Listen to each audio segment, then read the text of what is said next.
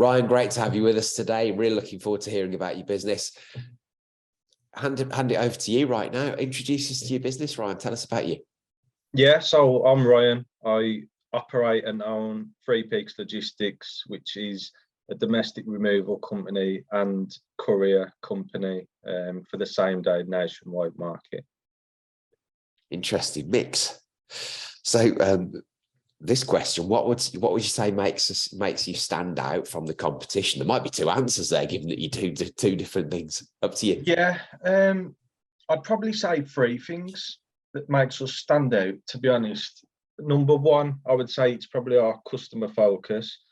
Now, I know that should be the forefront of every business model, but you probably know as well as I do, you come into contact with many businesses, big and small, whose customer service falls short of what it should be and what they're charging. And I think so our customer journey, right from even before the customer gets in touch, through our website, through the way we market ourselves in terms of social media and just our reach, and then right through to the process of making an inquiry, speaking to us via whatever method they feel comfortable with, and then through to the process of booking and then the aftercare as well.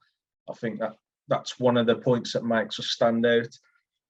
Second point would probably be, I'd say, our business principles. I think that we're fair and transparent throughout all our dealings with our customers. We recognise and understand the concerns as like a transport road company around carbon emissions. So what we do is make sure all our fleet of vehicles comply with the ultra low emission standards that are dotted about throughout many UK cities. I would say we're a force friendly employer as well, so we signed up to the Armed Forces Covenant, so we don't make it a disadvantage for any reservists who may want to come and work for us. We understand that they've got their commitments with the forces, and we share that and appreciate it. So that's probably our business principles that stand us out. And then thirdly, I'd say the team. Now, I was explaining this to you just off camera then, but I think it's important that we grow at a rate that allows us to attract and retain the best talent that we can then portray to our customers as well. I don't want to be in a position where we're unprepared by the growth, and in turn it leads us to forcing through the wrong sort of people into the company, and that portrays to our customers. Because like I've said, especially in terms of the domestic removal market, it's quite an intrusive process. We're coming into your home, we're looking at your possessions, we're packing them possessions away. These are sentimental goods, fragile, not in terms of just glass or furniture. It's fragile in terms of your memories attached to that item.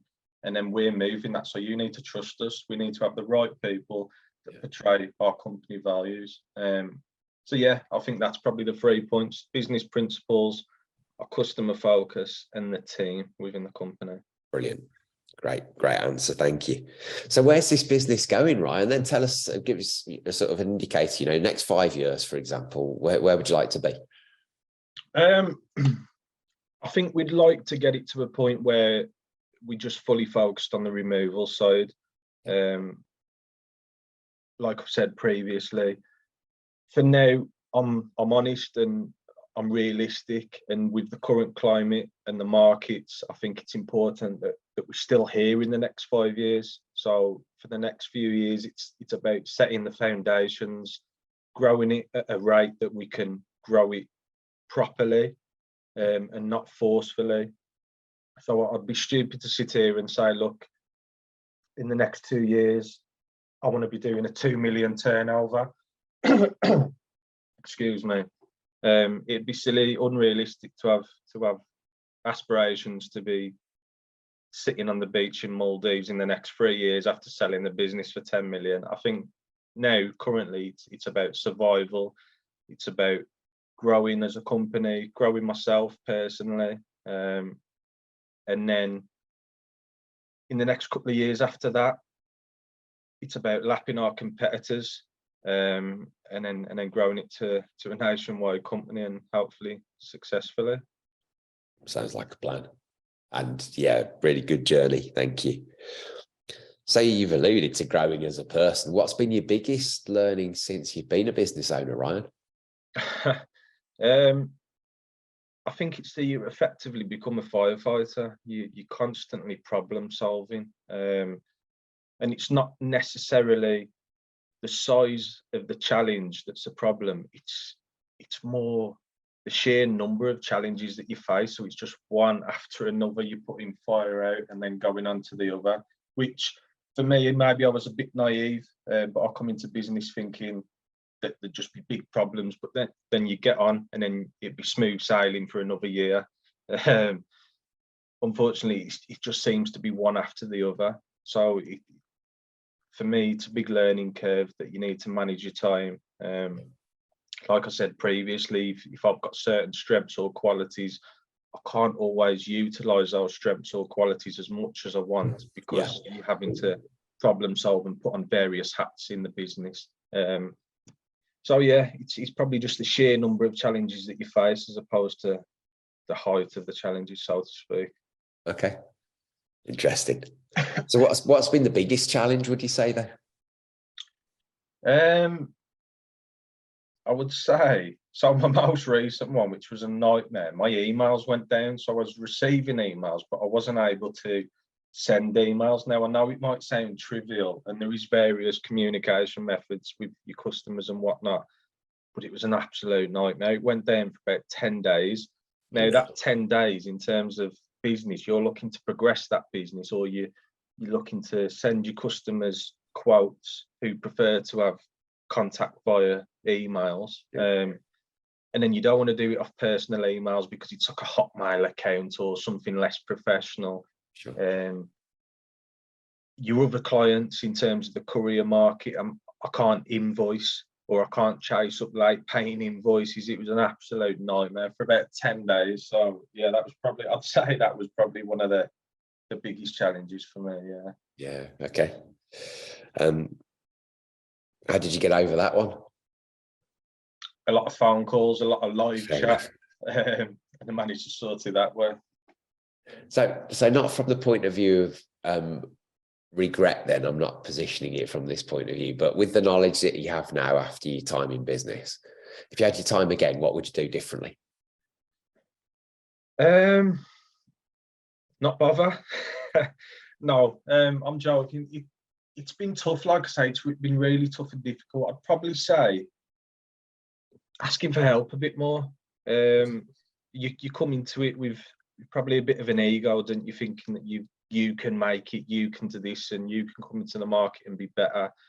But not coming from a business background. Now, I've been in employment since I was 16. So I've always had that nickel in the back of my head to say, look, I do actually want to get into business at some point.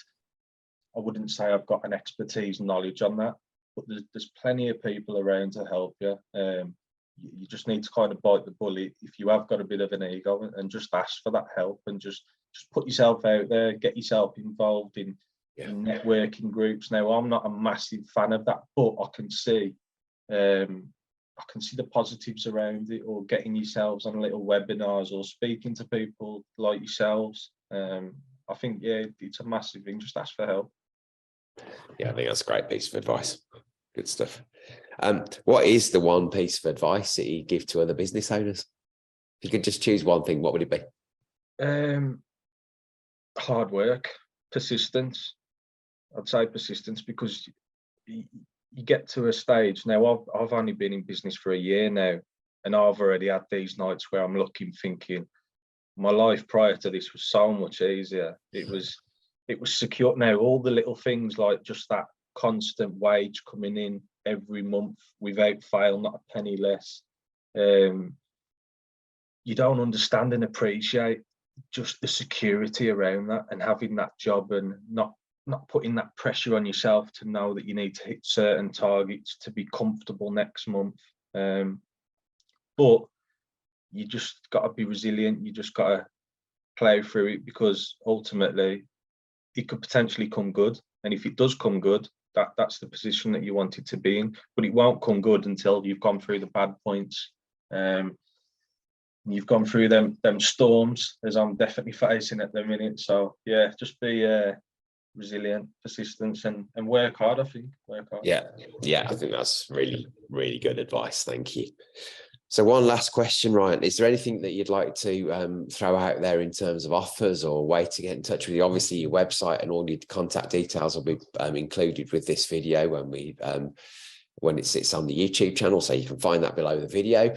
But any offers or anything you'd like to throw out to the people watching this to find out? So if anyone wants to get in touch, and if they just put in the subject line or when they're talking to us, just quote Action Coach 10, and we'll give them a 10% discount on any removal jobs in the future.